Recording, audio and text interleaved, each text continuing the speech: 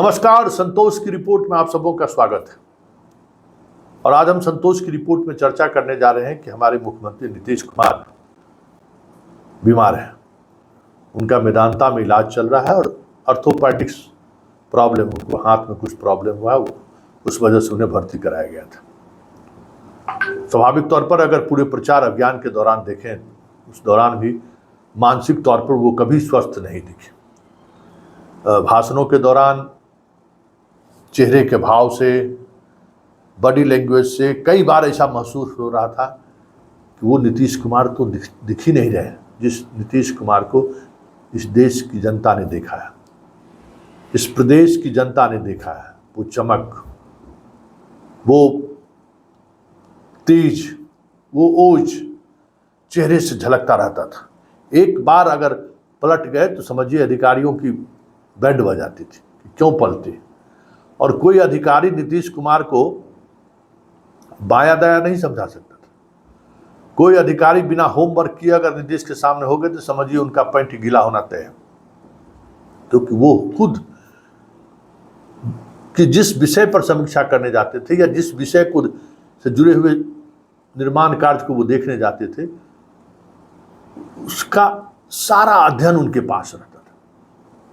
अधिकारी सोच नहीं सकते थे कि क्या सवाल कर सकता है, लेकिन ऐसा अधिकारी आज वाकई में मानसिक तौर पर तो स्वस्थ नहीं दिख रहे हैं।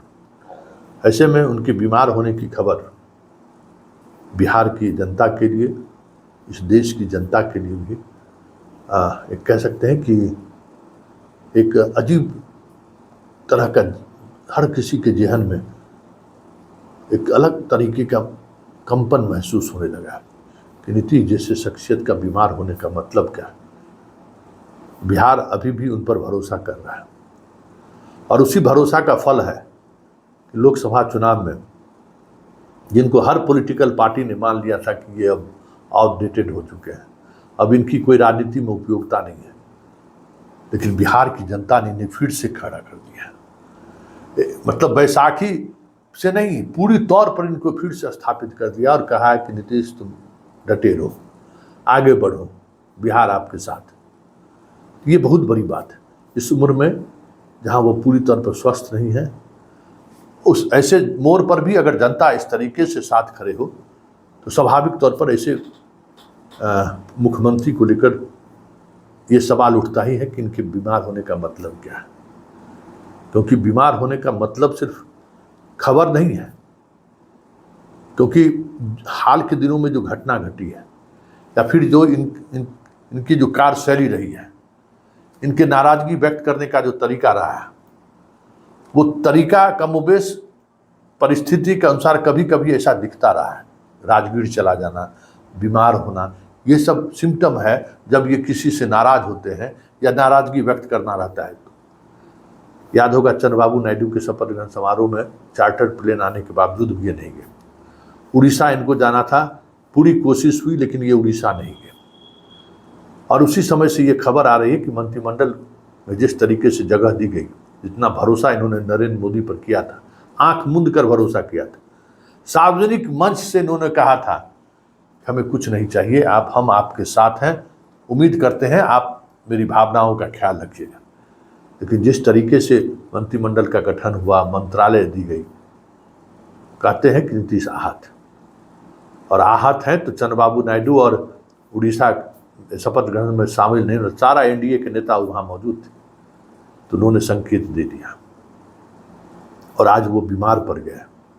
और 19 तारीख को प्रधानमंत्री नालंदा आ रहे हैं, उनके गृह जिला में आ रहे हैं, और कई ऐसे मौके आए हैं जब उन्हें कार्यक्रम में शामिल नहीं होना रहता है या फिर कुछ चीज़ें चलती रहती हैं तो ये फिर मौन धारण कर लेते हैं। तो कहीं बीमार होना मौन धारण करना तो नहीं है। वजह जो भी हो, बीमार बेहतर हो, स्वस्थ हो, जल्द शीघ्र स्वस्थ होकर काम पर लौट जाएं, बिहार वासियों की तो यही कामना होगी। लेकिन अब चर्चा ये भी है कि नीतीश का बीमार होना सिर्फ बीमार ही होना नहीं है। क्या ऐसा तो नहीं कि कि प्रधानमंत्री से ये अपने आप को दूर रखना चाहते हैं, ये भी चर्चा जोरों पर है।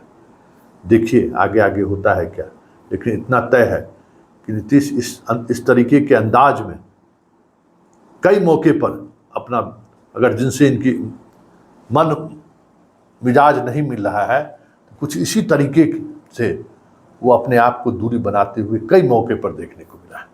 वैसे बिहार की 14 करोड़ जनता इस उम्मीद से कामना कर रहे हैं कि जल्द नीतीश स्वस्थ हो और काम पर लौटे।